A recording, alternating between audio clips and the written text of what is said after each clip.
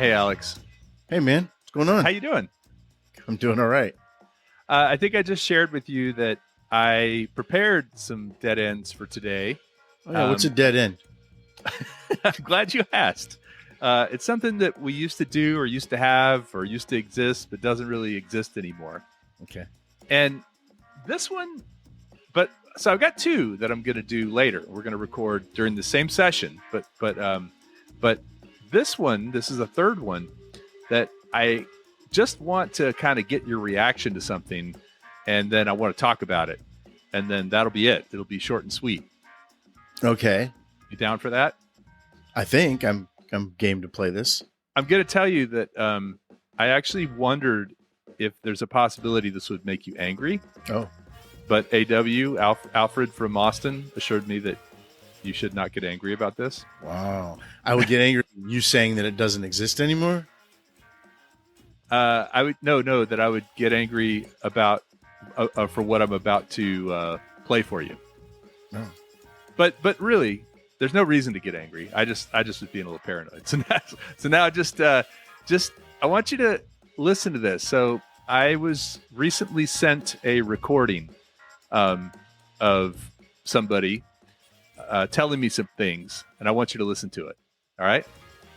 We get your reaction. One good thing about recording these episodes virtually over the internet is that we don't have to be in the same room together because Kelly's farts smell really, really bad. You didn't record that, did you? Wow. I never said that. That was AI. Yes. That was AI Alex. Wow. Yeah. That's pretty crazy. Isn't that crazy? And I bring it up because, it's going to be the thing I think that is in the past is believing your ears or believing your eyes, that something actually really happened or was really said. So basically what happened is Chris, one of our Patreons, he had been doing some AI voiceover stuff for me for my normal job. And he decided to take your voice and my voice and plug them into the AI algorithm and generate some things with it. Make your own episode of Dirt Nap City. You could. And so he played me the one of me first, and it was actually in a video, and he had made a new section of the video. We had recorded the video a long time ago, and I didn't remember what I had said. And so I didn't even think anything of it. He's like, "What do you think?" And I was like, "Yeah, it looks great. I seem to know what I'm talking about." He's like, "Well, this section here, you didn't say it." And then he showed me. Oh, you had forgotten that you hadn't said that? Yeah, and it was all covered with B-roll shots. It wasn't showing me. It was just audio. But it was mixed with my normal audio.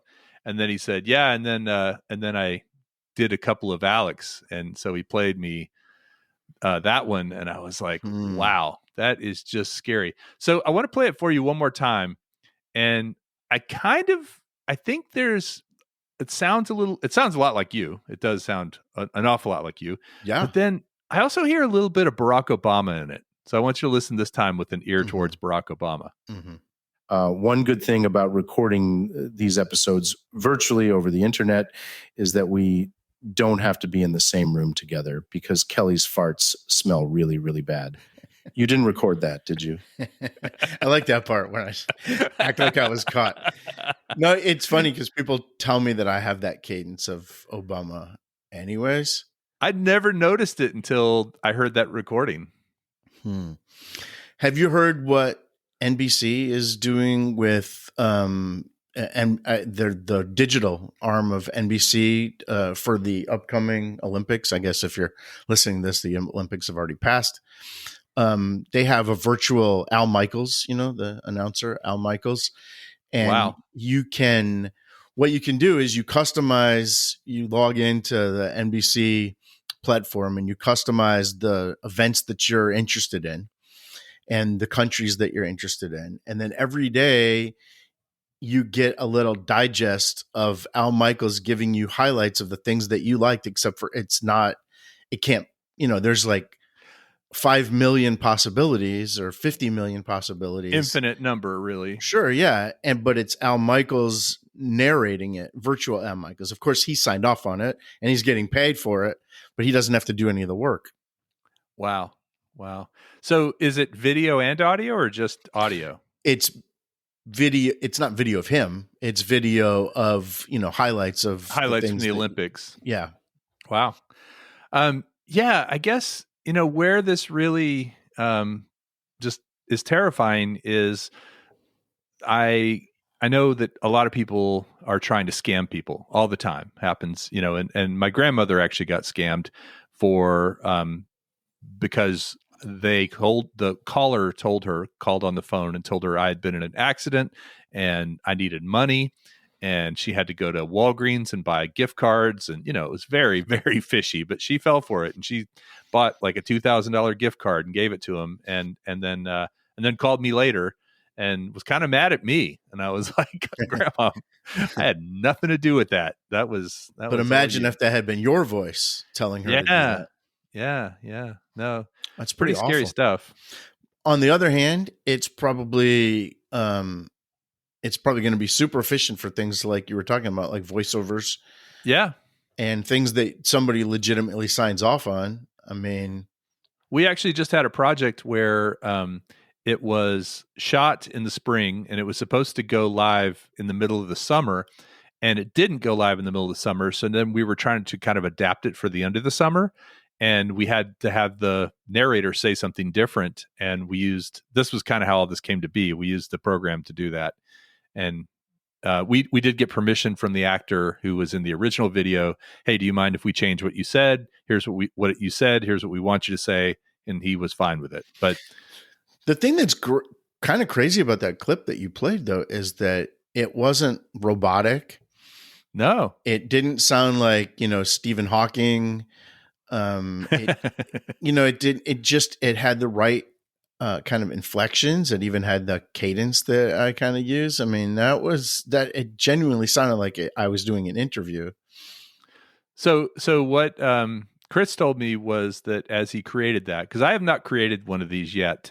He did all these, but what he told me was that you can add pauses, you can add kind of little stutters or bumbles, to make it sound more natural. And of course, the voice will train on what you sound like and what your cadence is and all that sort of thing. But you can kind of lengthen and shorten pauses and things like that. And he said it took a bit of tweaking to get it to sound like that. Did he have this does it help that we have all these hours of podcasting? Like, does that make it like a bigger sample size? So interestingly, what he told me was that on this particular website, you can do two things. You can do a kind of short clip, and that short clip only requires a short sample size, so you can upload 2 or 3 minutes worth of stuff, and that's plenty to give it what it needs. And then you can make those adjustments to pauses and cadence and speed and all that sort of thing. But if you want to go, if you want it to go to the next level, you have to pay, because I think the first one up to 30 seconds or something is free. And then if you want to make a longer recording, you have to pay for it. And you can do a deeper, like you can train it with, hours of stuff. So it'll just get better and better. That's amazing that kind of stuff is basically free, though. I mean, that's the kind of stuff that the CIA, you'd expect them to have access to, and that would cost millions of dollars. But it's just pretty crazy that it's just available. Well, they had access to it 10 years ago, probably, right? It's just like GPS. Mm-hmm. That was always, or the government's had GPS forever. We just got it later and it was less accurate, and now, it catches up. But yeah, I guess the takeaway from this is don't believe what you see, don't believe what you hear, because our ability, and that's, I guess, if you were trying to name this dead end, what would you name it? Like, what is the thing that we've lost? I said personal identity at one point, but I got shot down for that. Yeah, we haven't lost our personal identity, but we've lost authenticity, I suppose. Yeah, I don't even know because authenticity, we haven't lost authenticity because we can still have it. We've lost the ability to know, to believe our eyes and ears. That's kind of the simplest way I can put it, is you can't you can't believe just because you see or hear something now that's been recorded, you can't believe that it's true. Or imagine that technology where someone could type in words and the computer says them in your voice in real time. So you could be on a phone call with somebody, or you just say it and it trades your voice for someone else's voice. So it's basically, remember those old things when they would interview people anonymously and it would deepen their voice or, right, change their voice. It changes their voice, but it changes my voice to yours or vice versa. But on the other hand, imagine the possibilities for people with ALS or people that can't speak anymore, and that have lost that ability. I talk about Stephen Hawking. I mean, that it has some great implications for, but yeah, like everything else, people are going to use technology for good and evil. I guess in that situation, if you at one point could talk and then you couldn't, and you were able to take the recordings from when you could talk and make that into your voice, that would be something interesting. That's something that Roger Ebert passed Dirt Nap City. Yeah, check it out. Half of one Dirt Nap City episode. He later in life, lost his ability to speak, but he had so many hours of his show that they were able to do something that not even close to what we just heard, but this was like 20 years ago. But he had like a Stephen Hawking type machine that had his voice, but they said it wasn't available to the general public because you have to have had all that library of a voice to do that. Now it would be really simple. It's just crazy that the technology's gotten so different so fast. Yeah. Yeah. Well, I got one more for you here. You want to hear another one? Sure. Kelly, I wanted you to know that I am super stoked to be doing this podcast with you. Even though we have been friends for decades, I feel like every time we record an episode, I get to know you a little bit more. And that is very meaningful to me. You're always fun to hang out with. Although you do tend to interrupt me while we are recording, and your dad jokes are often so bad that I pretend not to hear you. I still think you are one heck of a friend, and I hope that you never change. Wow. Yeah. And it's just a well-spoken person. There's no, I mean, that's the good version. Like that's the rehearsed, practiced version that doesn't. That's right. The wedding speech. Yeah, exactly. Maybe we could do our wedding speeches with these in the future. It wouldn't be a terrible idea to do a best man kind of wedding speech and then just lip sync it, because it wouldn't fall apart. Milli Vanilli, baby. If you get a little nervous, you just remember, I could do that when I do lectures. I could just write it out and then just lip sync the whole thing. Right. Or not, or just sit there without your lips moving and your students are going, what?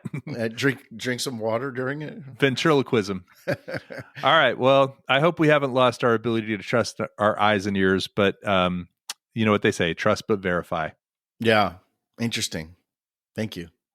Alex was an AI robot, so smart and precise, not like you and me.